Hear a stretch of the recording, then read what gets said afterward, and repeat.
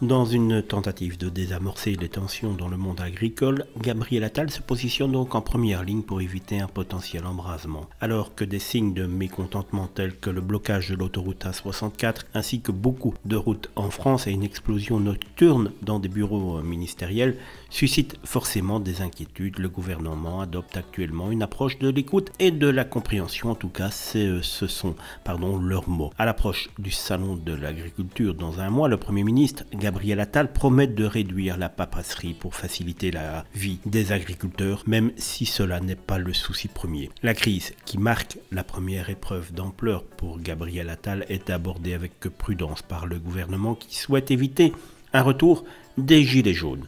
Bien que le projet de loi sur l'agriculture promis par Emmanuel Macron soit reporté, le gouvernement tente de calmer les agriculteurs. La réception de la FNCA et des jeunes agriculteurs est prévue pour ce soir afin de discuter des préoccupations du secteur face à la crainte d'une contestation qui pourrait s'étendre dans toute la France.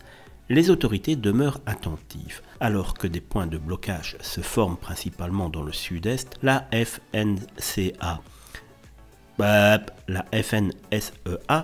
évoque des mobilisations à l'échelle nationale. Malgré les préoccupations, le gouvernement adopte une approche apaisante, évitant toute évacuation de manifestations agricoles.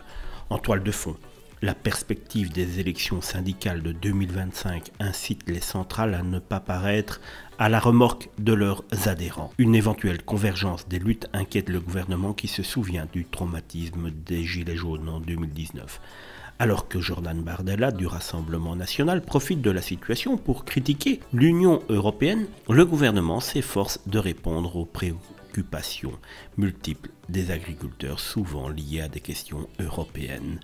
Dans cette période sensible, le maintien de l'ordre privilégie une approche apaisante pour ne pas attiser les tensions. La colère des agriculteurs présente un défi supplémentaire pour Gabriel Attal, aux prises avec d'autres problèmes tels que la hausse des prix de l'électricité et de la décision imminente du Conseil constitutionnel sur la loi immigration. Bref, beaucoup de pain sur la planche déjà pour le Premier ministre Gabriel Attal, en attendant que le roi Macron décide de s'occuper du souci.